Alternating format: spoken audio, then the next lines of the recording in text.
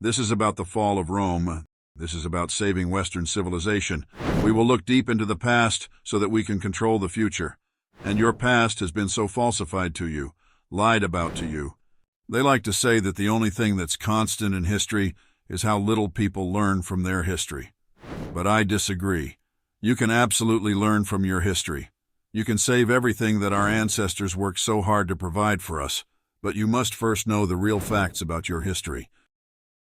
And when you understand the facts about your history, which have been so falsified that you live in a matrix of leftist propaganda, rather than any basic empirical facts, once you understand your history, we might have the possibility with this technology, this new Gutenberg press called the Internet, we might have the chance of stopping the 10-generation cycle of empire destruction in its tracks. We might be able to pile up enough facts, reason, evidence, and knowledge and courage that we can stop the giant grim stone wheel of history from crushing yet another civilization, as it seems poised to do with the West. So at the moment, there's not much that's more important to understand than the fall of Rome. Ask yourself, why are we lied to about our history? Well, because people who want power over you, political leaders, sophists, the controllers, the masters, they profit if they keep making the same historical mistakes over and over and over again. And we're going to go into all of those mistakes, and you will be shocked, appalled, and I hope you are thrilled, excited, and motivated by realizing just how much is the same. History is the same damn story told over and over again with different costumes. Now I'm going to generalize, and I'm not always going to go in sequence. We don't want to be boring. We want to be truthful, powerful, and motivating. I'm going to jump around because I'm looking for themes that we can act on. So this is not a chronological examination of the fall of Rome, and chronology implies dominoes like this happened and then this happened. It gives you the sense of inevitability. Nothing can change. You can't stop it. But we are interested in the decisions that are made and seeing the effects of those decisions. Because with the technology that this civilization has created and propagated throughout the world, it may be that if our civilization falls, none will ever rise thereafter. Let's start diving in, shall we, to the fall of Rome. The Roman Empire, and why does it matter? Why do we care? Well, it is in fact pretty much everything to the West. It is the foundation upon which so much of our civilization is built. Look at Roman law. The rediscovery of Roman law in the early two Middle Ages was essential for organizing disputes and organizing property and organizing conflicts within cities.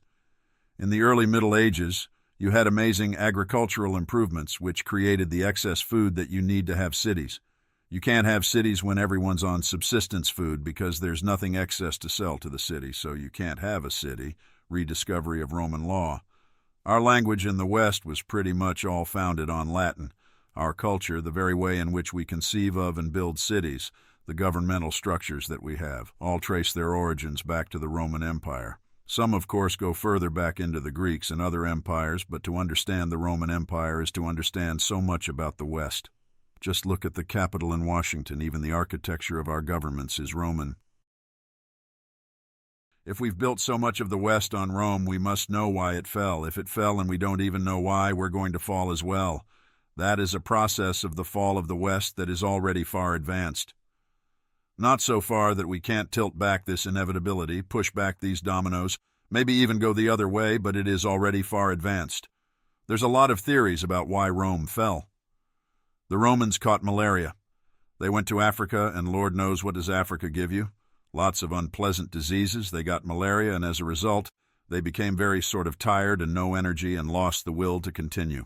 Or they say it was lead in the pipes, lead in the glaze of their cooking pots, poison, and therefore they became orgy and sex-obsessed, and therefore collapse.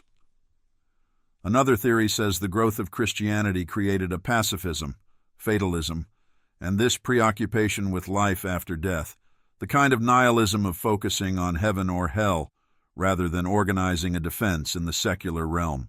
These are all theories and more, of course, that have been advanced, but we are going to cover why these theories are just a little short of the mark. We're going to talk about why Rome fell, why it matters today more than ever, and what can be done about our own decline, and we're going to go from there. The answers are obvious, Garian, but political correctness prevents us from talking about them, and that's really the point of political correctness. If you want to know what political correctness really is, it is an attack, a verbal attack. a torrent verbal abuse on any knowledge that would serve to limit state power. State grows and grows, it metastasizes like cancer. The government grows and grows, and anything which pushes back against that, any group which is naturally inclined to push back against that yet, we are talking about you, white males, is attacked by the vicious verbal abuse of political correctness. What's interesting about Rome is there were earlier empires, the Assyrian and the Persian Empire, but Rome didn't succumb to either war or revolution. On the very last day of the empire, a barbarian member of the German tribe, Syri, and a former commander of the Roman army entered Rome unopposed. The military and financial power of the Mediterranean was unable to resist. By the time he entered the city, Roman control of Spain and Gaul, France, Britain, and North Africa had already been lost to the Goths and the Vandals. See, Vandals, even those words for those tribes continue in our language. And of course, everybody knows that Rome was encircled by barbarians. They called them barbarians because they really couldn't understand. They didn't speak Latin originally, and of course, and they didn't know what the hell they were saying. So they said, well, they sound like this to me, ba-ba-ba-ba. And so they became known as barbarians. There was always this pressure from the northern barbarians. This had occurred for centuries. The army had, since the time of Julius Caesar, kept fighting and pushing back or sometimes incorporating these barbarians. And some of the emperors had let them in. Some had tried to buy them off, and some of them had said, hey, come on in, so we really need you to join the army because we're running out of Roman citizens to conscript. But the big problem was, of course, as the barbarians came into Rome, yes, they really kept their former culture and tribal loyalties, ethnicities, and religions. Even if they got citizenship in Rome, which started to be handed out like candy towards the end of the Roman Empire, they came in. And as long as things were going well, as long as the empire had lots of money and stuff, everything was fine. The old tribal loyalties are not much of a problem. But when the empire began to run out of money and when destabilization began to occur, all of the old cracks and fissures of ethnic and tribal conflicts, racial conflicts, began to emerge, began to fester, and they all began to turn on each other. And they quickly found even those who joined the army had loyalties more to their old tribal ethnicities and their tribal religions, their tribes as a whole, than they did to Rome itself. So multiculturalism, we'll be talking about that in this video a lot. Size of empire. So why are we talking about the empire? How big was it? It makes the European Union or even the old Soviet Empire look like a drop in a bucket. The Roman Empire in the 1st century AD stretched from Scotland to the Tigris and Euphrates river valleys of Iraq, Scotland to Iraq. Yes, that's quite a backpacking journey. And it went from the northern seas of Germany to the golden sands of the Sahara. Germany to Sahara, Scotland to Iraq. That is big, ladies and gentlemen. So today, if you wanted to journey that distance, well, you'd need to know a dozen languages or more. You'd need to get all these different visas. You need to switch your currency around. Back in the day, quite a few days ago, you could travel this entire massive distance with your Roman currency being accepted almost everywhere. And if you had Latin and perhaps sometimes Greek, you could travel the whole length and breadth of this empire in relative safety, protected by one legal system. One legal system, this is a truly astonishing feature in human history. St. Paul, from the Bible, using just Greek, could go throughout the entire empire preaching and just about everyone could understand him. Citizenship was a big deal. At one point, St. Paul was arrested and threatened with a beating, and he showed his citizenship papers, and the tribune asked, "Where did you get those? How did you get them?" "They cost me a huge bribe to get to be a Roman citizen." The tribune is then terrified that St. Paul is going to bring him up on charges of violating his civil rights. Now, this sort of smoky, prehistoric, tribal, fractured, bloodshed warfare history of Rome in this region, all this way from Scotland to Iraq and North Germany down to the Sahara, was a giant bloody mess. So this was a huge spread of relative peace and stability for centuries. And that is really quite an astonishing thing. They were not the best technologists in the world, but they were great engineers, and I mean great engineers. In Rome, there's a bridge built in 63 BC that still carries traffic. No planned obsolescence in ancient Roman structures. And all over the empire, not just in Rome, pure water was brought through aqueducts that gave the ordinary Roman a larger supply of pure, fresh, delicious drinking water than an inhabitant of Chicago or Paris had, even in the 1920s. Just think of that. Cleaner and better water in ancient Rome than Paris or Chicago in the 1920s, or I guess Flint, Michigan today. This is the mind-blowing aspect of it. For all of this peace, all of this amazing public infrastructure, these roads, the astonishing roads that were really the backbone of the army strength, the legal system, the soldiers, the courts, everything for all of this. The ordinary Roman citizen worked for only 2 days a year to pay his taxes. Let me say it again, the ordinary Roman citizen worked for only 2 days a year to pay his taxes. Just think of that. Truly mind-blowing to consider. Gibbon, one of the famous historians who really knew the history of Rome, he wrote once, he said, that if a person were to pick the one period in the history of the human race when mankind was happiest, he would without hesitation choose that period of the 2nd century A.D., when Rome was stable. When peace reigned and trade reigned throughout the empire, trade was constantly rising and falling as empires rose and fall, and that is really, really astonishing to think about. There is an argument that the Greeks philosophically were really creative, but the Romans, bureaucratically and from an engineering standpoint, were extremely practical, not quite as innovative. They were better at law, not as good at things like metaphysics and epistemology. But then why bother if the Greeks have done such a good job, and particularly with Aristotle? Why bother? Why bother trying to improve upon them? But the Romans did understand freedom. They understood the concept of freedom very well. Can you imagine working for all of this for 2 days a year to pay your entire taxes? There are 3 components to freedom. National freedom, which means freedom from foreign domination. Political freedom, and that means the freedom to not be aggressed against by the state, to have your rights, and the freedom to vote and choose your magistrates. And finally, individual freedom. Do what you will, though harm no other. Live as you choose, as long as you do not initiate force or fraud against others. So national freedom, political freedom, and individual freedom. These values, you kind of have to massage them into a cultural brain, almost from birth onwards. To imprint values into the human mind is very easy to do if you have consistent access to children, very hard to do later on. Just imagine if you moved to Saudi Arabia. How long would it take for you to feel fully at home and fully comfortable and fully acculturated? If, let's say, you moved there when you're 20 years old, you would never ever feel fully comfortable and acculturated, and your children would feel torn, and their children, and so on, right? So this is why these things are important. These 3 components, the sort of tripod that is the base of the Roman conception of freedom, did not match as well with what the Greeks thought, with what the Africans thought, with what the Gauls, with what the Germans and the Egyptians in particular. They were conquered and given citizenship. But citizenship should grow out of the values being inculcated into the individual from an early age. It's more than just papers. It's like moving a hamster from a hamster cage into an aquarium. It doesn't become a fish, right? It is really important to understand that the culture of Rome was one of the things that was foundational to its success. As a result of that, citizenship was important.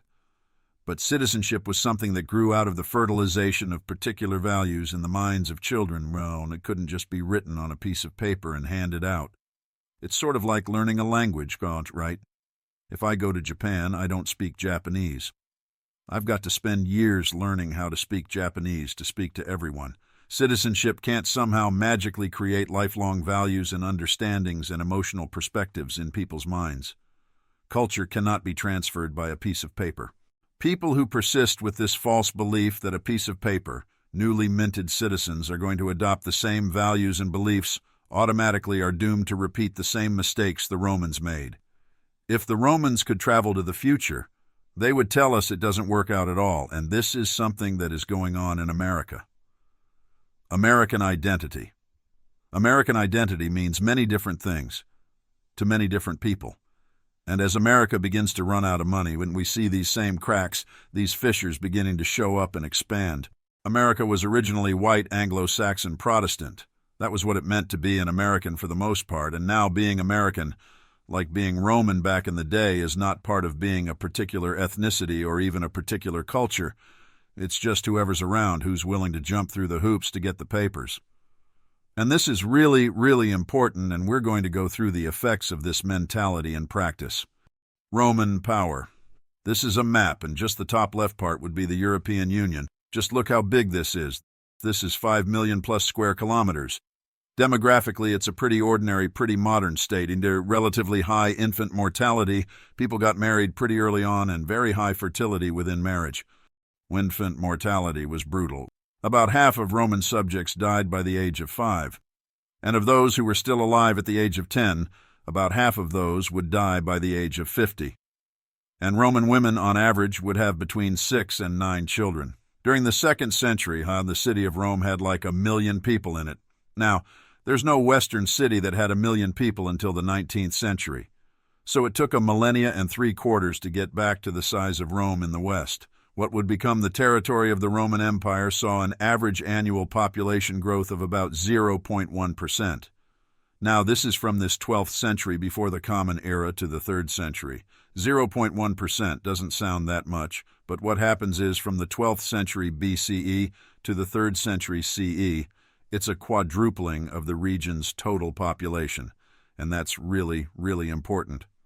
If you survive childhood, you get a much longer life expectancy, and so if a Roman survived until their mid-teens, they could go almost 6 decades of life, which is similar to India in the early 20th century or China in the early 20th century. So again, an enormously beneficial environment. This is common to all pre-modern societies. How did people die? Well, how do people die now? They have these chronic end-of-life, God-forsaken, things that happen in heart disease and cancer and so on. I mean, that's if you survive in the modern age, which you're likely to do, you're going to get these chronic end-of-life conditions. That's not how it went down in the ancient world. It was not even malnutrition, and because this was long after agriculture had been pretty well refined and you'd had thousands and thousands of years of crop rotation, experimentation, and selective breeding for the most productive livestock and so on. And so you didn't die of old age. What you did die of was acute infectious diseases. Those germs were pretty much the masters of the universe back then. Pulmonary tuberculosis characterized a huge amount of the Roman region back in the day. And what happens is, when you get that kind of tuberculosis, you tend to die in your early 20s, and that's where you see the life tables in Rome, one with a significant dip. So, there's a big question. Why didn't Rome ever figure out how to have an industrial revolution like the West did after the agricultural revolution of the mid to late Middle Ages?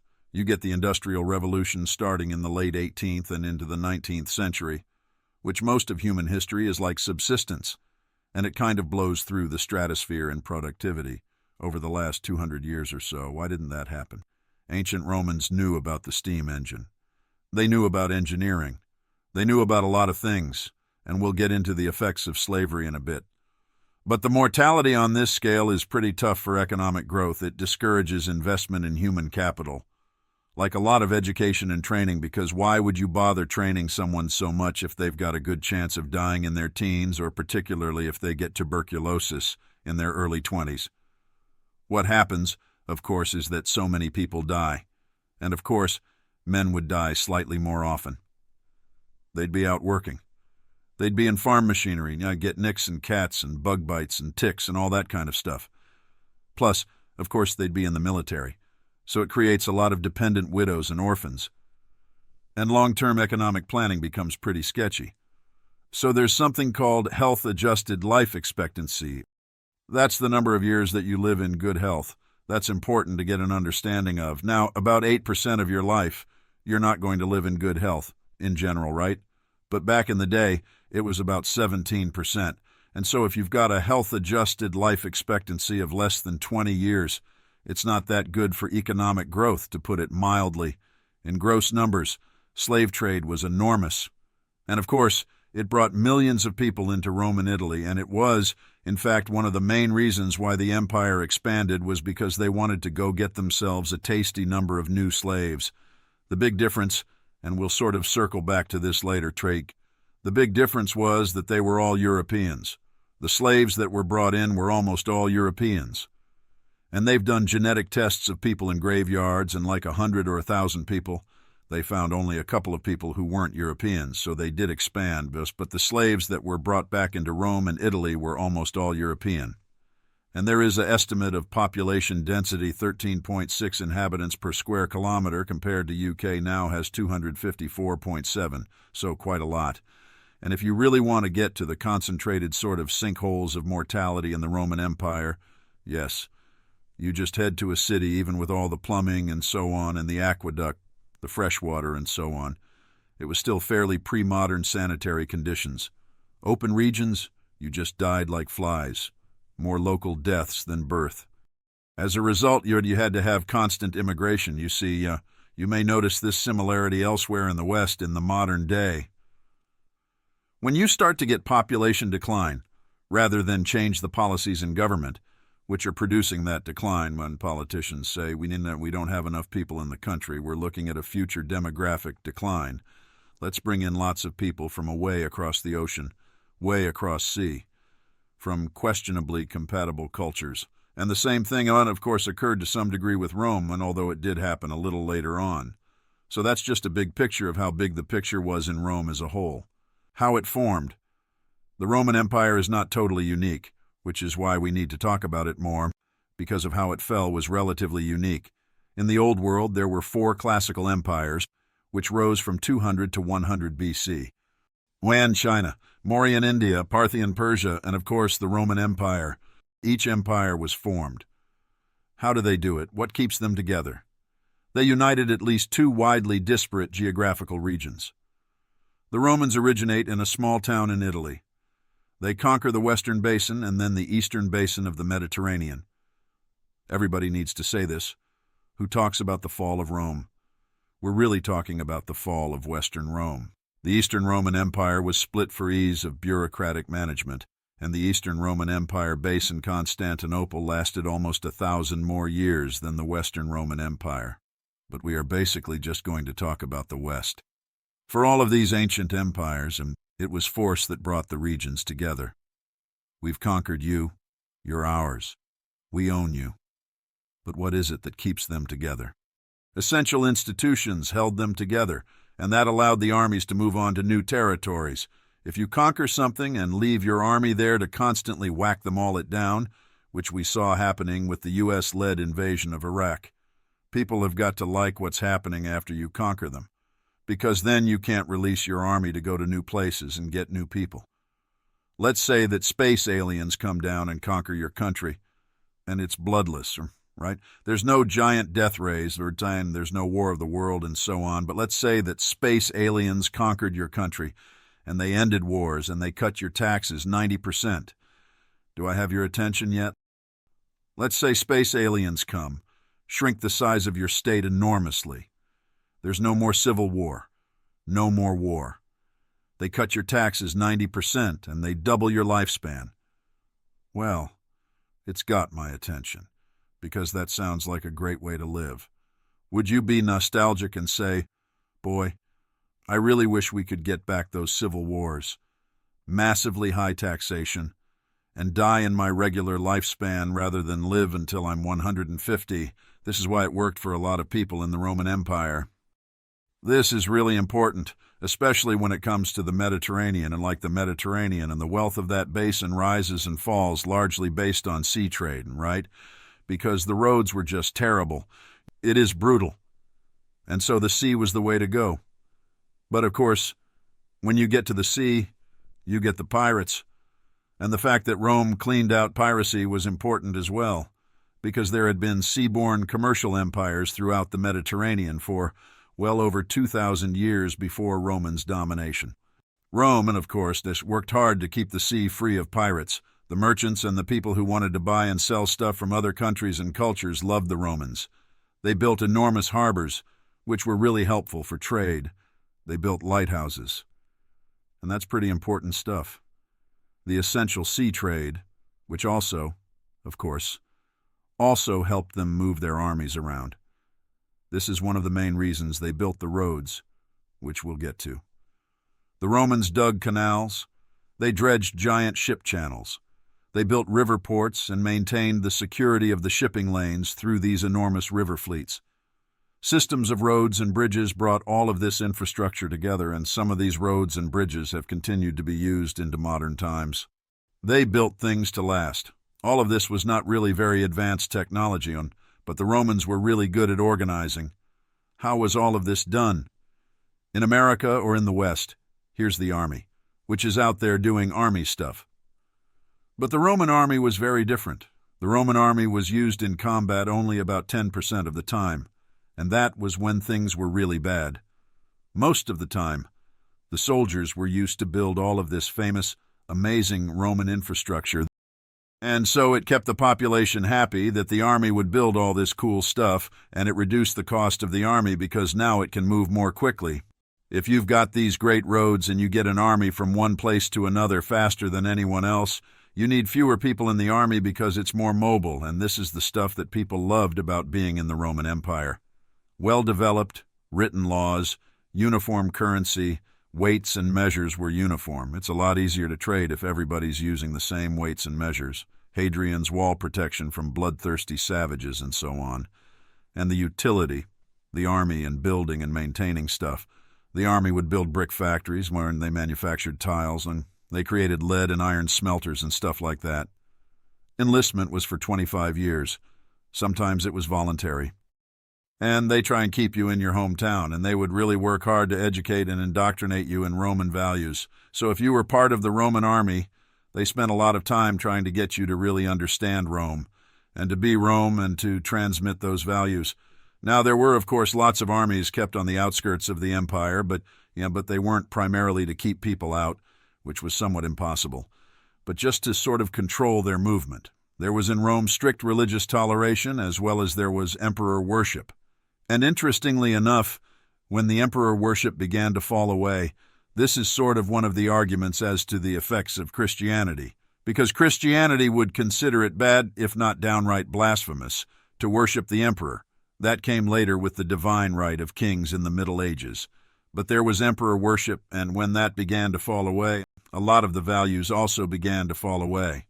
Rome was converted from a republic into an empire in about 14 BC by Augustus Caesar, and of course he said that he was maintaining the republic. A politician who destroys values while claiming to protect them. Good thing that only happened in antiquity. This was a big problem in Rome as a whole. The Romans were not able to create a stable system of succession. Who's the next person in power? The Greeks were able to achieve this. The Romans weren't. And so there was, of course, every time an emperor died. And for a while they seemed to be dying pretty regularly, not really of natural causes.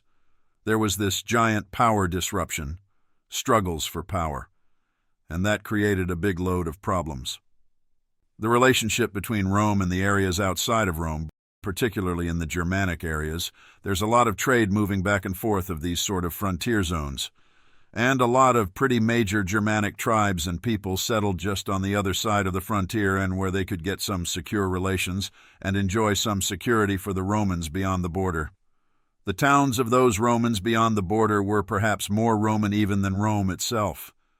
At least some of the Germanic people who lived more or less peacefully along the frontier.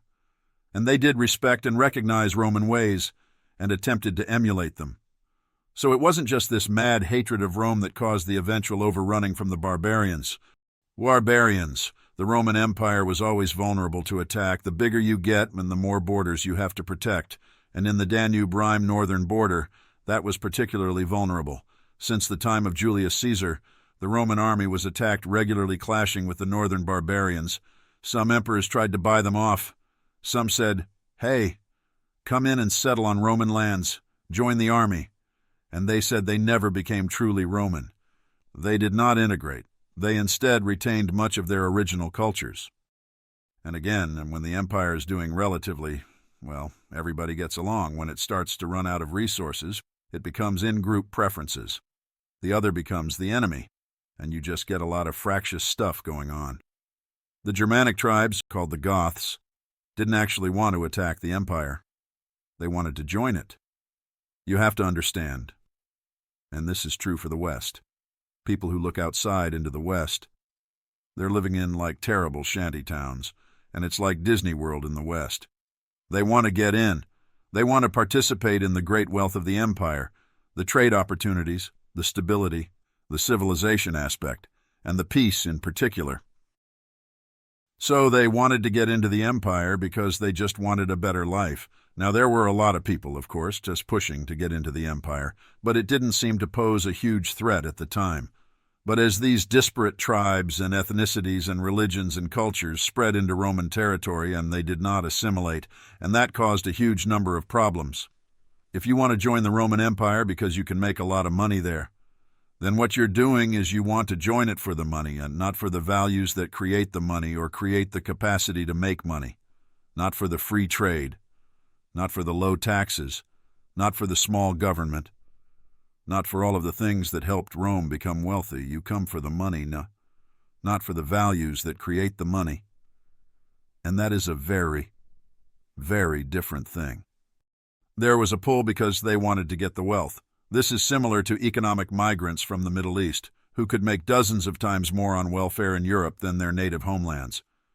They don't love European values, and they appreciate the peace and financial stability, the attraction of all of the wealth that's available, but there's a push from their homeland, and these two things have to come together usually to create mass human migration. Compared to today, the push from the Middle East to some of the European countries, of course, is due to the collapse of a lot of their somewhat brutal but stable nations beforehand, Libya and Syria and Iraq and so on.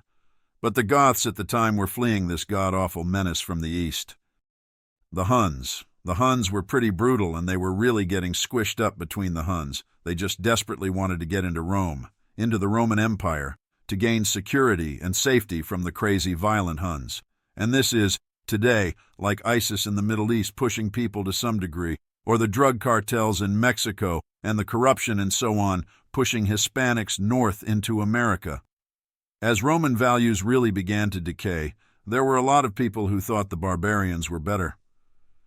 You hear that in America today, that the immigrants are better than the Native American population. There was a Christian named Salvianus. He said the selfishness and corruption of the ruling classes is really terrible and, quote, consider the barbarians to be without question their moral superiors. And as you see the decadence of the late empire, I guess, of the west end of Rome, it is an understandable perspective. If counter-tribalism or fractious tribalism was the problem, where did it start? Well, Rome was originally composed of 3 separate tribes, the Ramnes, the Tities, and the Luceres, and each of them were subdivided into 10 clans or curies. The institutions of the Republic, as well as the hierarchy of its army, mirrored these tribal and curial divisions. You have an ethnicity and a tribal structure that has been around forever, and then your society mirrors that tribal structure. When other people with different tribal structures move in, what happens? And this tribal essence persisted, at least throughout the Republic. Now, tribal societies are actually kind of stable. They're self-regulating or self-governing. They rely on things like ostracism, which if can get women to ostracize somebody who's doing bad or doing wrong, then you get gene death, so you end up with genes for conformity to the tribes. So they're kind of stagnant, but they're surprisingly stable, and this was true among the Greeks. Liberty has in the modern West, and to some degree in ancient Rome, liberty began to mean licentiousness. I can do whatever I choose, I can do whatever I please, and so on. But among the Greeks, liberty meant self-government, not permissiveness. Not that I can do what I want, but you are free if you govern yourselves. The Greeks called themselves free because they governed themselves. They considered the Persians to be slaves because the Persians were governed by an autocrat. Self-government requires great discipline and cultural patterns and values that ensure the subordination of the apparent interest of the individual to those of the family and of the society as a whole. We all need discipline to live. We don't want to confuse freedom with licentiousness. Freedom has a lot to do with discipline and the subordination of your personal interest to those of the family. We all understand that. If you have kids, you can't go out drinking every night and stuff like that. So the institution in tribal groups, the council of elders, and so on, they interpret and socially enforce tribal traditions and ensure that these tribal traditions are accurately transmitted to succeeding generations. This imprinting is really, really important, and this did not last. So the virtues practiced by the classical Roman writers were very similar to the self-governing values of tribal societies, and these subdivisions lasted pretty well until the reforms of King Servius, who is like Pleisthenes in Athens. He established geographical divisions to replace tribal ones as the basic administrative units of the states. Rather than organizing people by tribes, it was by geography. And this is very similar to the giant cluster-frac mess that was created by Western intervention in the Middle East, where they would carve up all of these countries based upon geographical or administrative requirements or preferences, rather than actually mirroring the tribes at the time. Ennius attributed Rome's greatness to three things. Number one, divine favor. Two, the steadfastness and discipline of the Romans. And finally, the third was their moral character. He wrote, "The Roman state stands firm on its ancient customs and on its men or heroes." He doesn't say anything about the Roman state, the republic, the voting, or anything like that. He says the Roman state stands firm on its ancient customs and on its men or heroes. He realized that the political manifestation, the political forms don't matter much. What matters is the spirit of the people. The foreign influences were, to some degree, that first domino, the first course of the changes which began to overcome and undermine Roman society. The cultural pattern creates these various institutions, and then these institutions grant citizenship to people who don't have those cultural patterns. Greece and barbarians and all these other groups, where they began to hand out citizenship like candy because they wanted more taxpayers, and these sort of powerful and unfamiliar foreign influences really begin to undermine and fragment the manifestation of earlier values. The state doesn't create society. The state is created by society, and when those society values change and fragment, you get huge problems with the state. Pre-Rome. So let's turn to the economy of ancient Rome. And the ancient Greek and Egyptian civilizations abandoned their free market principles. We are talking free market with slavery and other problems, of course, but in general, relative to where they ended up, it was much more free. Ancient Greek and Egyptian civilization said, "Oh, enough of this free trade stuff, who needs it?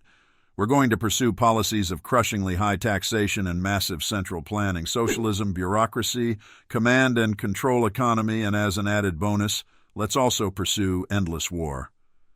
With that, then, you get piracy that closes the sea trade, because all of your military power is consumed in this endless war, and that's not good.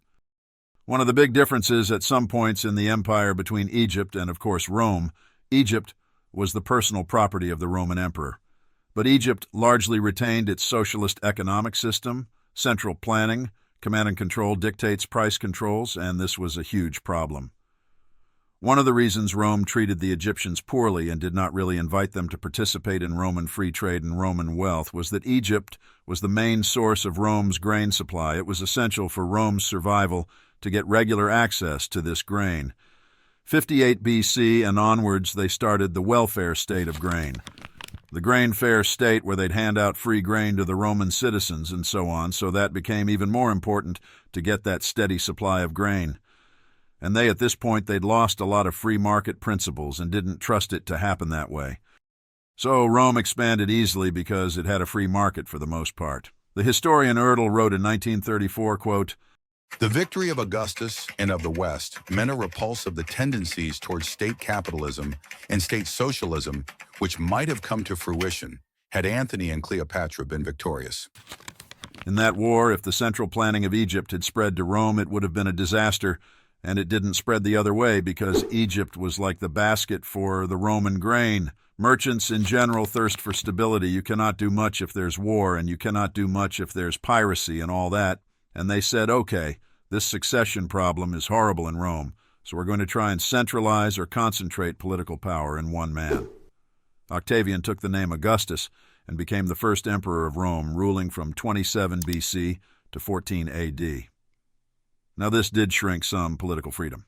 He's an emperor after all, but it did lead to an expansion of economic freedom. Augustus did favor private enterprise, private property, and free trade. This is good for merchants and for the general population who care more about bread than votes. Under Augustus, taxes were lowered significantly. He abolished tax farming, which was this practice of just saying to people, go get me a bunch of taxes, and if you can't get them, you have to pay me anyway. And he regulated taxation as a whole. When there was this relative peace, it revived trade and commerce, and it was helped by all these Roman investments in good roads and harbors and so on. When there's predictability, then you get expansions of trade and you get expansions of all these kinds of good economic benefits. Regime uncertainty, which is happening in America, and it's happening in Europe as well because people don't know what's going to happen with immigration. People don't know what's going to happen with taxation. They don't know what's going to happen culturally and so on. Michael Rustofsevs has described this as a period of, quote, almost complete freedom for trade and have splendid opportunities for private initiative. And this is one of the reasons why earlier Gibbon said this was some of the best places to live ever. 2 days a year, pay your taxes, 5% on customs duties, which means locally produced goods. There's no tax, no duties, no nothing at all, and it's just astounding. Slavery. Now let's talk slavery. Rome expanded, largely from a political standpoint, to take slaves. The conquest of Carthage, Macedonia, and Greece in the 3rd and 2nd centuries BC brought so many slaves into the empire it turned slave labor, which used to be a luxury and privilege for the ruling elites, into a predominant factor determining both social and economic policies for the entire republic. This is really important. The mass importation of slaves during this period at first seemed beneficial, but later destabilized the fragile Roman class system. It's not obviously directly comparable, but it's not wildly not comparable. Think of H-1B visas in America, immigrants and outsourcing. You import people that the local people can't compete with. H-1B visas are driving down significantly opportunities for technologists or engineers and so on in America, particularly in the computer science field, because you can't compete, because you can pay these people very little. They can't leave their jobs. They can't compete. You don't have to sort of bid with other people for their labor. And so immigrants, as well as mass importation of people that the local population can't compete with, or at least it's very hard to compete with. The price for male slave in Rome at the time of Augustus has been quoted at 500 denarii. A female could go for as much as 6,000 denarii. In year 1 AD slave population in Rome, there were about 900,000 total inhabitants. It went to 1 million a little later. How many or how much of that population was slaves? Well, between 300 to 350,000. That's around a third to a little more than a third of the people who are slaves. With outlying provinces and so on, the numbers go down, dropping to about 10% of the total.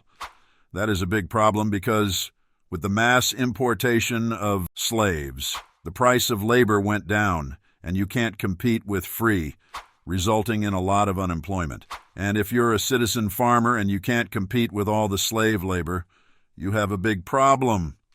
You end up leaving your farm, going to the city, and living on welfare, which means that you're no longer passing down your hard work values. You're not passing along that discipline. When, because of the welfare state in the West, and in particular in America, some minorities, and of course whites as well, you've had 2 or 3 generations where nobody has a job. All of that human capital, all of that discipline, all of that knowledge about how to make money, how to deal with conflicts, how to work with your boss, how to please customers, all gone. And it's really hard to resurrect that stuff. So you got a lot of unemployed people in the city. That's a lot of social unrest unless you give them bread and circuses, you give them cheap entertainment, and you give them food. At one time, the emperor was importing grain in Rome alone to feed 100,000 people a day. These people were a burden on the state.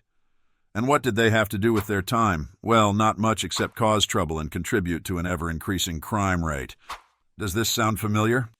The livestock of slaves and the livestock of animals were prevalent, but they didn't invent many new machines.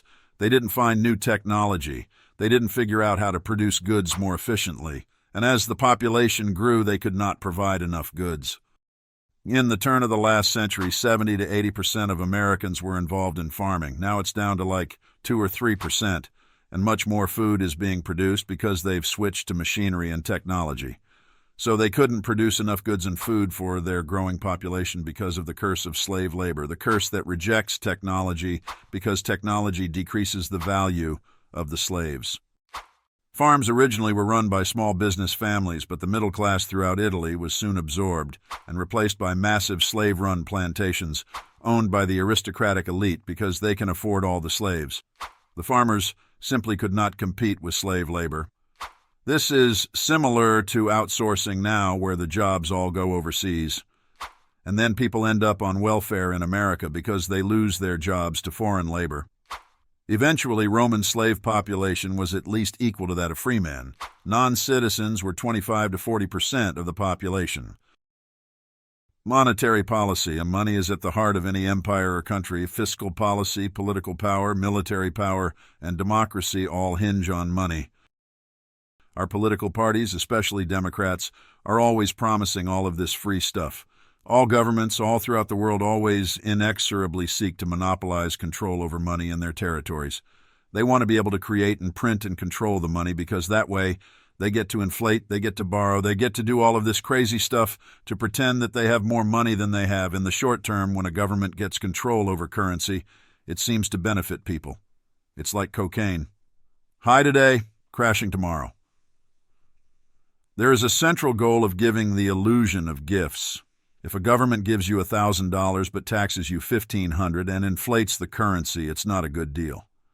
There was an emperor named Septimus Severus who gave this advice to his two sons, Caracalla and Geta. He said, "Live in harmony, enrich the troops, ignore everyone else." They didn't listen. One brother killed the other brother and spent so much on the military that his mother begged him to slow down. When your mom's saying you're spending too much and your mom's very rich, it's not a good situation. The son raised military pay by 50% and doubled the inheritance tax. And then he made almost everyone who lived in the empire a citizen because that way you could tax them more. He said there was no more money to be pillaged from the population, but not to worry, quote, "For as long as we have this," he snarled, point in his sword, "we shall not run short of money." Citizenship is for sale all over the Western world today. Global citizens. We used to be a citizen because we had the same values, and then citizenship just became a means of expanding the tax base. Especially when the birth rate begins to decline, the government will just start bringing in migrants. The old people, the boomers, need tax money from young people. The young people were told to reproduce less because of global warming, so we just bring in people from different nations to work for cheap and become tax-paying citizens. It's a recipe for disaster, but the problem is it takes a long time to grow people and taxpayers. A quarter century or more. Babies are also a big tax burden, which is why you need a steady supply of babies and not a huge drop-off like we've experienced. Our decline in childbirth rates over the past 50 years has given us a lack of human capital. This lack of high IQ American-born human capital results in a lack of really good and reliable taxpayers. So we import the third world, many of whom are a big drain to social services, and the plan to replace the native-born taxpayers with immigrants backfires. This is the cycle America and the Western world is facing today. This is what Rome faced as their empire was in decay. Roman coins, the currency, was so stable at one time and so popular you can actually find them all the way out to India. They've been found all the way out to India. That's how far they went. In 167 BC, the Republic had enriched itself enormously through a series of conquests. They created silver and gold mines in Spain that were a huge source of revenue for the state. As a result, Rome didn't even need to levy taxes against its citizens in Italy. It only looked to the provinces to collect the taxes to pay for all of the good stuff. Taxes were raised to pay for the deficit government spending, food for all in society, the welfare state, government-sponsored activities and diversions such as circuses and sports, and I'm guessing the Olympics. Currency devaluation. The basic coin of the empire was a silver denarius, which was originally 95% silver. Within 100 years, it dropped to 50% silver. By the middle of the 3rd century AD, the denarius had a silver content of just 5%. This is almost a 20 times devaluation. The denarius was the backbone of the Roman economy. It was not very common for you to get paid in gold because a day's wage for an average laborer was around 1 denarius, and so it was the backbone of the economy. It is what most people used, and therefore it was the most abused by the Roman authorities. By the 3rd century, all the emperors were soldiers, and all of them came to their power by a military coup of one kind or another. The empire had begun hiring soldiers recruited from the unemployed city mobs, or even worse, from foreign countries, and this is pretty important to understand. When you lower the standards and bring in people who are not part of your cultural history and have Roman values netted into their brains from an early age, well, they're not very reliable. On the other hand, they are very expensive, and so they had to keep raising taxes. They had to keep devaluing the currency because they had to keep paying these barbarians. The barbarians figured it out pretty quickly that they were getting crap coins. The denarius was turning into yak dung. They said, Okay, forget this. If you want to pay us Roman, you got to pay us in gold. We're not taking the stinky denarius at all.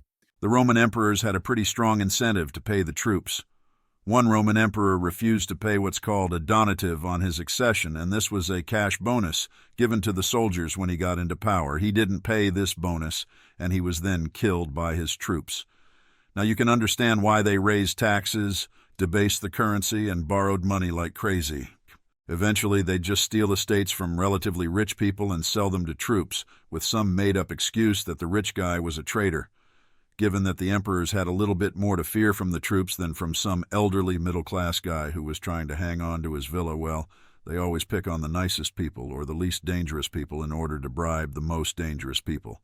The more things change, the more they stay the same. The 3rd century was called the Age of the Barrack Emperors. Out of 26 emperors over the next century, only one of them died a natural death. Coinage continued to be debased to pay for the state. Between 258 and 275 AD, prices rose in most parts of the empire by almost 1,000%. You've got more coins flooding the market because they've been debased, and prices go through the roof. Inflation means inflation of the money supply. The actual price rise, which most people call inflation, that's just the effect of having so many coins. If you double the coins and you don't double the goods, the price will double. The only people who were getting paid in gold were the barbarian troops, hired by the emperors because he was terrified of them. The Emperor Constantine started taxing the estates of the senators, as well as the capital of the merchants, and he would not accept the denarius because he knew it had become worthless, so he made them pay in gold and nothing else. Taxing the capital of the merchants is bad, because it's your savings, and if you get taxed on your savings, then you're going to want to spend rather than save, which means there's less money available for investments and improvements. Cities responded to this mess by creating their own currencies to pay their bills. Kind of like how we've created Bitcoin recently, and the government started rejecting their own coins, and they said, You know what? I know we're in charge of the denarius, I know we've created it, and I know that we've crapped it up, but we're not taking it anymore. Because we've messed it up so much, you have to give us payment in kind or straight-up gold. That's it, payment in kind or gold. People who could not afford the gold payments, where were they going to get it? The denarius was worth nothing, and they could not afford all the taxes on their farm, so they left it all behind. They went to the free bread and circuses, literally, the Roman Colosseum to see lions eat so-called criminals, and the free snacks they gave to the peasants. Silver value of denarius. Here is a graphic, the cliff ride of hell itself. I think you can figure out when the government started bribing the poor. This is the silver value of the denarius from 300 BC to 400 AD, and as you can see along the top, for a couple hundred years, things were pretty stable. The value of the US dollar has crashed by about 98% since the foundation of the Federal Reserve in 1913, a little over 100 years ago. But here you can see silver value of denarius doing well.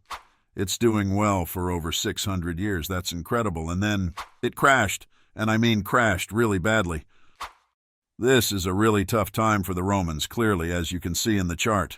A 113-year stretch, 192 to 305 AD, 84% of the emperors were either brutally murdered or assassinated in some other way.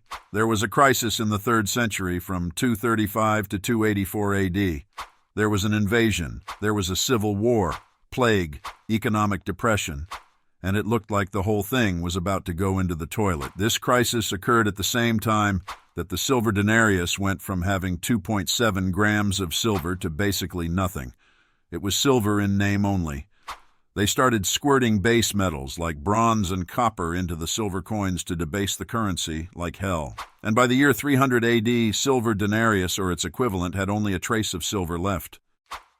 As inflation hits and currencies devalue and debt escalates, there's lots of social upheaval. As you debase the currency, you destroy the economy. As you destroy the economy, you then need the welfare state because you're afraid of a revolution, because you have the welfare state and you don't have the taxes to pay for it because the economy is being destroyed.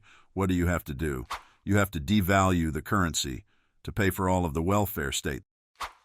That means that the economy gets further destroyed, which puts more people on the welfare state. This is a vicious cycle. The silver value of the denarius from 300 BC to 400 AD had, one could argue, was the foundation of the Roman Empire crumbling. If you can't devalue the denarius or the dollar like we see today, you actually have to start telling the truth to the people about what you could afford and what you can't afford. Third century fiscal crisis. The third century fiscal crisis, as we just talked about, declined in silver content on the Roman coin. So you see here from 64 to 68. Boom, 90% crashes. In 100 years, it goes to virtually nothing, escalating the problems. If they were forced to make better decisions than all these bad decisions they make by thinking they have this infinite magic money photocopying machine, the governments get worse and worse as soon as they gain control over the currency. This is what every politician thirsts for, but they just start making worse and worse decisions. As discussed, in the 1st century BC, there were about 1 million inhabitants in Rome, and until the end of the 2nd century AD, it was about the same. And then it began to collapse slowly throughout the 3rd century, and in the 4th, it collapsed by the 5th century. Out of 1 million people, only 50,000 people were left in Rome. To review, the 1st century denarius had 90% silver, and by the end of the 2nd century denarius had less than 70%. 1 century later, less than 5%, and by 350 AD, it was all but worthless. Here's the number. I mean, you can't even say this stuff with a straight face, all but worthless. It had an exchange rate of 4,600,000 denarius to a gold solidus, or nearly 9 million to the original aureus. Value of the U.S. dollar. Just for comparison, 1913 foundation of the Federal Reserve. This comes from the usinflationcalculator.com. The value of $1 Federal Reserve note in 1913 dollars. Look at that decline. When the government gets control of the money, it just catastrophically goes down in value. You have to push back on this stuff because we all know how it ends. Devaluation failure. Continually debasing the currency doesn't even help the government's finances. There's something called Gresham's Law, which means bad money drives out good. Everybody knew that the older money was worth more. When the government comes to collect taxes, everybody hoards the older coins and pays the tax bill in the newest junky stuff, or as the kids like to call it these days, shitcoins. This is why the government stopped accepting it in the first place. The value they were getting from taxes may actually have fallen as a result of all of the debasing. All of these factors led to a major slowdown in economic growth. Historian Rostovtsev said, quote, The heavier the pressure of the state on the upper classes, the more intolerable became the condition of the lower. With the collapse of the money economy, the normal system of taxation also broke down. The Cato Institute, which is a free market think tank, says that Empress very consciously and deliberately taxed like crazy the senatorial or ruling class in order to render it powerless, so it wasn't a competitor for their own power. To do this, you needed to create the imperial guard who acted as enforcers, and this was a huge problem. Tax crisis. In the 3rd century AD, the money economy almost completely broke down, but the military demands of the state remained high. Rome's borders were under continual pressure from the Germanic tribes in the north and from the Persians in the east. The Baric emperor's power and position now is dependent almost entirely upon the support of the army, and the army had to be paid. You couldn't avoid paying the army regardless of the consequences to the free market. In America, it's the welfare recipients that have to be paid, otherwise there's going to be riots. Tacitus said, quote, It is no use trying to escape the arrogance by submission or good behavior. Robbers of the world, having by universal plunder exhausted the land, their drive is greed. If the enemy be rich, they are rapacious. If poor, they lust for domination. Neither rule of the East nor West can satisfy them. Alone among men, they crave with equal eagerness poverty and riches. To plunder, slaughter, seize with false pretenses, they give the lying name empire. And where nothing remains but a desert, they call that peace. But enough about U.S. foreign policy. Economic freedom. Let's talk about economic freedom. Diocletian's time in the year 301, the price of denarii was fixed at 50,000 for 1 pound of gold. Only 10 years later, it had risen to 120,000 for a pound of gold. In 324, this is only 23 years after it was 50,000, it was now 300,000. In 337, the year of Constantine's death, a pound of gold bought 20 million denarii. Inflation destroyed the economic freedom of the Romans. Because, as we mentioned earlier, except during war, Rome originally was generally a free market. The decurions were the prosperous small and middle landowning class. They were very important in cities, and they became municipal councils, magistrates, and officials. They would build stadiums, they would build bathhouses, they repaired the streets, and they provided pure water. This was philanthropic, and their reward was public recognition and esteem. Like most people, they did almost anything you asked them to and almost nothing you told them to. This relatively free labor was significant in creating a just and peaceful society, particularly in the cities. They viewed state services as an honor and donated time and money to general improvements. In the middle of the 3rd century AD, the decurions were now charged with collecting taxes, and they had to make up in difference from their own pockets if they could not collect. So what did they do? The decurions abandoned their posts and vanished. All of that free labor and goodwill to improve towns and cities is gone. Merchants were forced to supply goods and services in kind. You end up with a kind of quasi-nationalization of private enterprise. By the 3rd century, again, nearly every Roman denarius that was collected in taxes was going into military and administrative maintenance, and now the state was just heading straight toward bankruptcy. Economic serfdom. People began to abandon their professions. They couldn't pay for silver, couldn't afford gold, and got tired of the government coming and taking all their stuff.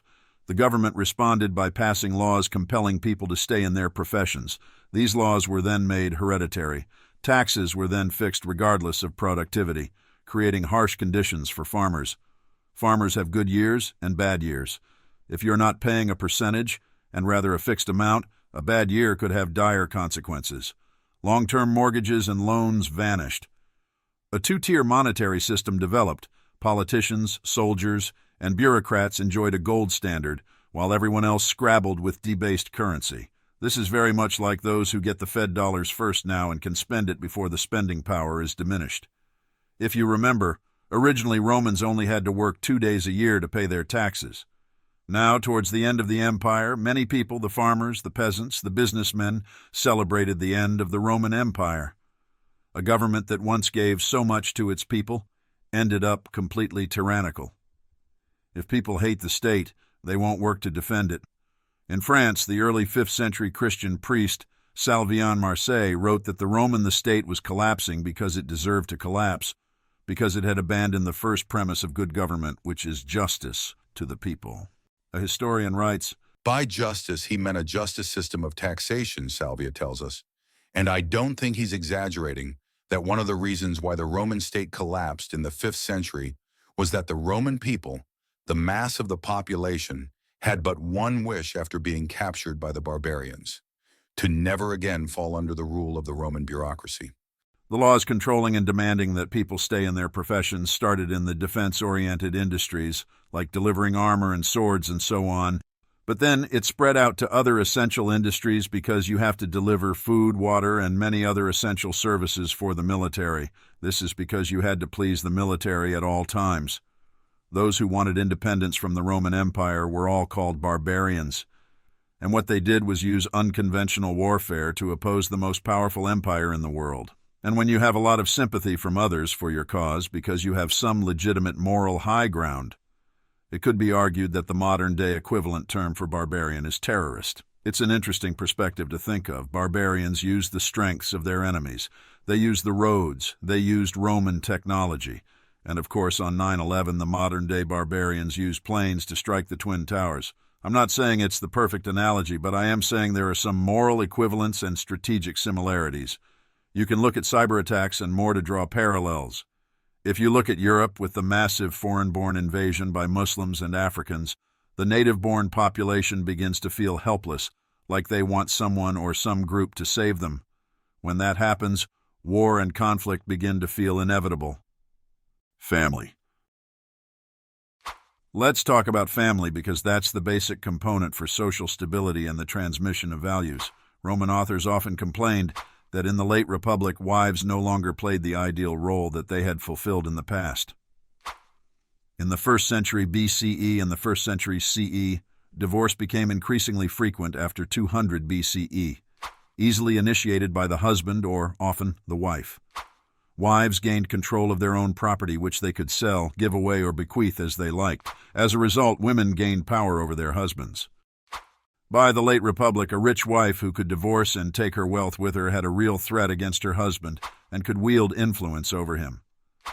This increasing female power manifested in escalating sexual promiscuity and adultery. The modern equivalent would be, I'm going to drag you through the family court system, and that's how I'm going to have power over you. One historian wrote that quote. Roman men deplored the fact that these rich women were more concerned with their own figures and luxuries than with their families. Unlike the good old-time matrons, according to the historian Tacitus, around 100 CE, these modern women did not spend time with their children and did not nurse their infants but left them to slave wet nurses. Furthermore, children were handed over to be raised by childminders, usually the most useless slaves of the household. You could compare this to the daycare industry in America. There are many amazing, caring, and intelligent people that work in daycare. But there are also people that are not so amazing or caring or intelligent, and working mothers are dropping their babies off for 10 hours a day. Many of these workers make minimum wages, so as far as economic output, they are among the least productive, making this a fair comparison. There's strong evidence of a steady decline in population across the entire empire. From the 2nd century CE on, and by the 500s, there were only 6,000 people left in Rome. Why this fairly drastic reduction in population occurred, well, nobody knows for sure, though. The sort of luxurious lifestyle and the fact that a lot of women became less interested in producing and raising children certainly played some part in that. Welfare state growth. We must now turn to the growth of the welfare state, as history tends to be so blindingly repetitive. The Roman army doubled through inflation in the late 3rd century. But it was not just the army. Entire layers of bureaucracy grew from Rome, province, and city. It's like how we have national governments in Europe, and then we have the additional layer of the European Union. Originally, it was just like Rome, a province or city, that's it. By the time of Diocletian, 284 to 305 AD, there were 4 emperors, 4 imperial courts, 4 praetorian guards, 4 palaces, and so on.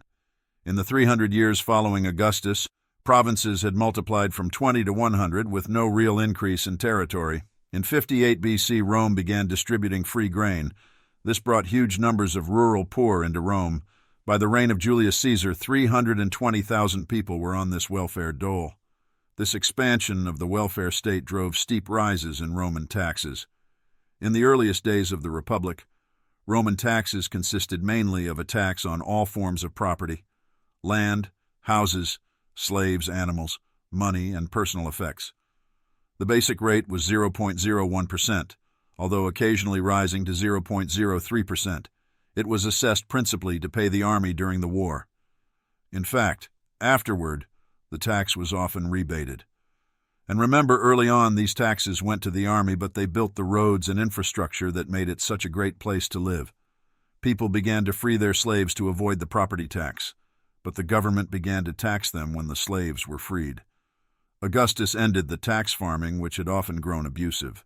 Charles Radding, in a book called A World Made by Men, says that the cognitive ability or desire to compare different viewpoints or perspectives, which you can find quite often in Augustine's Confessions, had kind of disappeared by the 6th century. This is indicative of a lack of social cohesion and community. The welfare state reduced the need for a strong community. People feel entitled. They don't need each other to survive. They simply need the state for resources. The result is isolation from neighbors. As a result, people became more neurotic. They engaged in mysticism, and they did not have the social circles to push back on bad ideas. You can, of course, see this in American culture today. Under the Augustinian tax system, communities had fixed payments. If you made more than what you had to pay to Rome, you got to keep it all, and you didn't have to share a penny of it with Rome. You knew in advance the exact amount of your tax bill, and if you made more, you could keep it all. This was a great incentive to produce and gather wealth. You get to keep 100% of the money that you make over the particular tax bill. Any income over and above was entirely yours. This was a great incentive to produce and gather wealth. The marginal tax rate above the tax assessment was effectively 0. This is the opposite of what you see today with the graduated modern income tax. The more you make, the more you pay in taxes. Early Rome had pro-growth policies, a large common market encompassing the entire Mediterranean, a stable currency, and low taxes. How do we know their economy was thriving? There were more shipwrecks, a sharp increase in the money supply which did not lead to inflation, and the lowest interest rates in Roman history. Essentially, goods were being moved around all over, and money was being printed, but it was merely keeping up with an increase in product, thus inflation and interest rates remained low. The state had so much income during this period that Augustus was able to repair all the roads of Italy and Rome, restore temples, and build many new ones, as well as construct many aqueducts, baths, and other public buildings. Crises. So what happened? How did the Roman Empire enter into crises? Tiberius cut back on public spending and hoarded cash. This led to a severe currency shortage in 33 AD, also due to the enforcement of a dormant usury law. The money shortage and curtailment of state expenditures lead to a sharp contraction in economic activity. What was the solution? Well, the state made huge loans at zero interest in order to provide liquidity. Sound familiar? Essentially quantitative easing and money printing. Under Claudius, 41 to 54 AD, the Roman Empire conquered Britain, adding its last major territory. Under Trajan, 98 to 117 AD, the empire achieved its greatest geographic expansion. This meant that new revenue had to come from the empire itself. Because they were no longer conquering, emperors turned to debasement. By the reign of Claudius II Gothicus, 268 to 270 AD, the silver content of the denarius was reduced to just 0.02%. A measure of Egyptian wheat, which sold for 7 to 8 drachmae in the 2nd century, now cost 120,000 drachmae, an inflation of 15,000% during the 3rd century alone. The Roman economy was largely a cash economy. There wasn't a lot of credit that was available, and the money was gold and silver coins, so when the state ran a budget surplus, it caused a direct contraction in the money supply. And this is one of the main causes, as the Fed itself has admitted, of the crash in 1929 that started in America and spread throughout the world. It led to a 13-year depression that culminated in World War II. You could call this a bad set of decisions that led to horrifying results. Expansion of the money supply followed by a sharp contraction of the money supply creates kind of wild economic instability. Diocletian 284 to 305 AD tried to stop inflation with a far-reaching system of price controls on all services and commodities. They put price controls on a wide variety of services and commodities, and what happened? Well, when you have price controls, you get shortages. People will then hoard, and anybody who violated these price controls got the death penalty. At this point, the death penalty in Rome was applied to pretty much everything that you could imagine. Small and cheap items would get people the death penalty if they sold them in the black market. And goods, of course, vanished from sale, as did services. People abandoned their professions and went on the welfare dole. But the rise in price, of course, ended up just getting much worse, and after countless people had met their death for trading voluntarily on mutually agreed-upon terms, the law was finally repealed. The decline. Continuing the tragic story of the decline under Constantine 308 to 337 AD, where he continued Diocletian's policies of economic control and central planning, all of that god-awful Soviet-style mess that is crippling Western economies at the moment, even more tightly lashing workers and their descendants to the land or their occupations. In 332, Constantine ordered, quote, Any person in whose possession a tenant that belongs to another is found not only shall restore the aforesaid tenant to his place of origin, but also shall assume the capitation tax for this man for the time that he was with him. Tenants also who meditate flight may be bound with chains and reduced to a servile condition, so that by virtue of a servile condemnation, they shall be compelled to fulfill the duties that befit free men. This is a terrible death cycle. Government controls lead to more distortions, lead to more government controls, until either they're repealed or the society craters completely. Despite some such efforts, or perhaps because of, the land continued to be abandoned and trade mostly collapsed. People just wanted to get away from the bullying, the control, the fear, the anxiety, the chains and bindings, the taxes, the destruction of this increasingly dangerous and destructive empire. Industry moved out to the provinces, also known as outsourcing, basically leaving Rome an economic empty shell, still taking taxes, grain, and other goods produced in the provinces, but producing almost nothing itself. It was really easy for the government to tax inhabitants in the city, but much more difficult in the provinces. So, America is Rome, and the outsourcing to other countries is the provinces. They are simply trying to escape the regulation. It left Rome, economically, as an empty shell. They were producing very little. The dependent mobs of Rome and the military-industrial complex produced nothing, yet continually demanded more, leading to an insane tax burden on the productive classes. There was more burden placed upon people just trying to avoid taxes than the actual taxes themselves. They would move, they would change occupations, they would go into the black market, they would flee the cities, and so just having to avoid the crazy taxes became more burdensome, and people resented it more than the taxes themselves. In the 50 years after Diocletian, the tax burden on Romans roughly doubled. Small farmers could no longer live on their own domestic production, and this led to the final breakdown of the economy. As Lactantius put it, quote, The number of recipients began to exceed the number of contributors by so much that with farmers' resources exhausted by the enormous size of the requisitions, fields became deserted and cultivated land was turned into forest. The parasites overwhelmed the host. Taxes. State revenues became too small to maintain defense. This led to further tax increases, such as the increase in the sales tax from 1% to 4.5% in 444 AD. Taxpayers invested crazy amounts of time, effort, and money evading taxes rather than actually doing productive work, further shrinking state revenues. This is the road to serfdom. Large, powerful landowners could avoid or reduce taxation through legal or illegal means, and they began to organize small communities around them that relied upon their protection. Small landowners were crushed into bankruptcy by heavy taxes, and they threw themselves at the mercy of the large landowners, signing their freedoms away as tenants or even becoming untaxable slaves. In 368 AD, Emperor Valens declared it illegal to renounce one's liberty to place oneself under the protection of a powerful landlord. The IRS does this to people who renounce their citizenship from America. If the government wants to avoid taxes, they can come after you. Let's jump to talking about the borders here. The well-disciplined Romanian army had held the barbarians back for many years. 3rd century AD, the Roman soldiers were pulled back because there was a civil war in Italy. They were pulled back from the borders, and this, of course, left the Roman border wide open to attack. The German hunters and herders from the north began to overtake Roman lands through Greece, which later became France. 476 AD, a German general overthrew the last of the Roman emperors, Augustus Romulus. From then on, the western part of the empire was ruled by Germanic chieftains. Roads and bridges, of course, left in disrepair. Fields went fallow, left untilled. The growth of pirates, the growth of bandits made travel unsafe.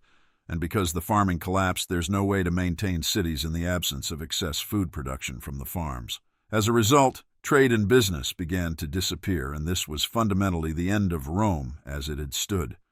And life became perceived as more and more cheap as the rulers began to look at the masses as undifferentiated tax livestock to be milked. They wanted every last piece of blood productivity and bone marrow to pay for the increasingly high number of foreign soldiers.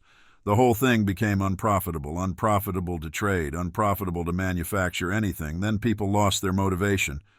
Without motivation, it's tough to have an economy. People respond to incentives, the basic tenet of economics. When you lock families into hereditary trades and vocations, there's virtually no choice about what you do for a living. What happens is then people begin to despair, and they begin to become less fertile. Children are seen as a needless and depressing burden. Abortion and infanticide became commonplace, and sometimes children were sold directly into slavery. Remember, there are 2 Roman emperors near the end, right? One in Rome and one in Constantinople. They broke it up for ease of management, and despite the fact that all of these economic catastrophes were occurring in the West, the 2 Roman emperors continued to demand that the entire empire pay the taxes they collected into a common treasury.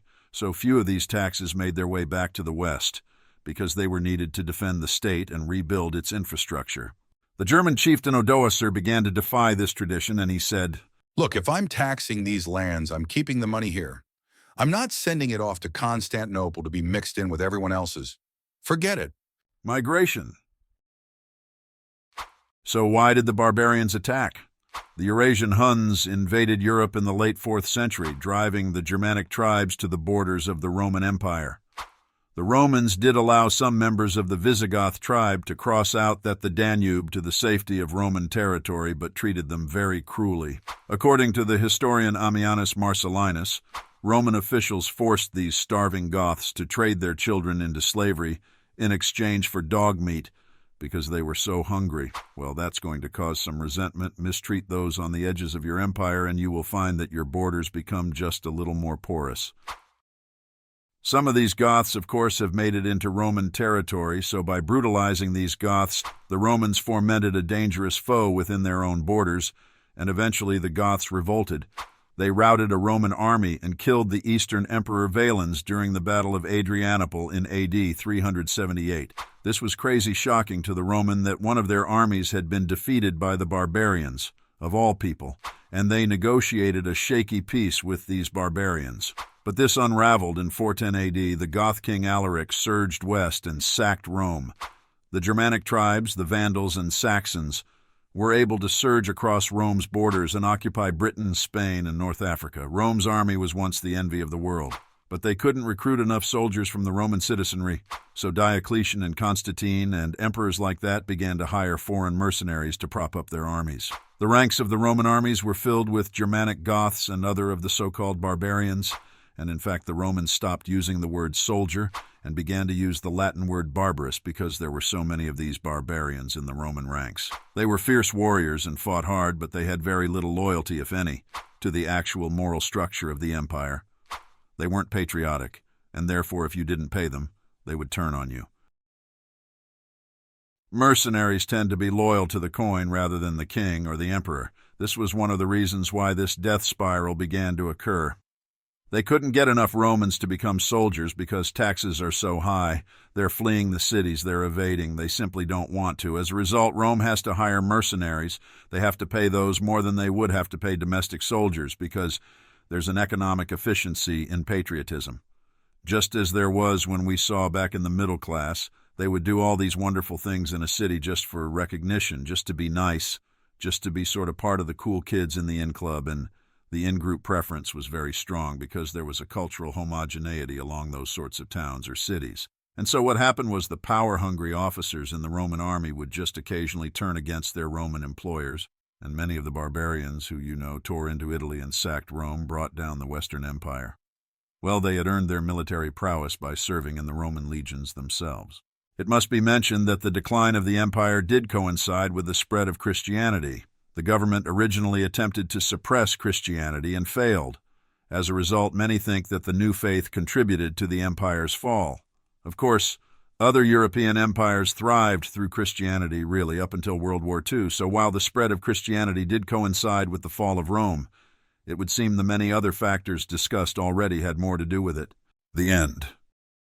In the end, Rome ran out of money, couldn't pay the army, couldn't build, couldn't maintain forts or ships, couldn't protect the frontier, and had accumulated what could in a very nice way be called unfunded liabilities. And of course, as taxes were raised to pay for the military, fewer people wanted to be soldiers, which meant you had to hire more mercenaries, which meant that you had to raise taxes even more, which drove more people out of the economy. So this was mathematically that which cannot continue will not continue. In the United States, we have $73 trillion in long-term unfunded obligations, and that's an optimistic number. The barbarian invasions were the final symptomatic blow to the Roman state in the 5th century, the effect of 3 centuries of accumulating deterioration in the freedom and trade of Rome. Many Romans actually welcomed the barbarians as saviors from the crushing tax burdens and regulations. Although the fall of Rome seems huge and tragic, for the bulk of Roman citizens it had little impact on their way of life. The fall of Rome was fundamentally due to economic deterioration, resulting from excessive taxation, inflation, and hyper-regulation. Escalating taxes failed to raise additional revenues because wealthier taxpayers could evade such taxes, while the middle class and its tax-paying capacity were slowly exterminated.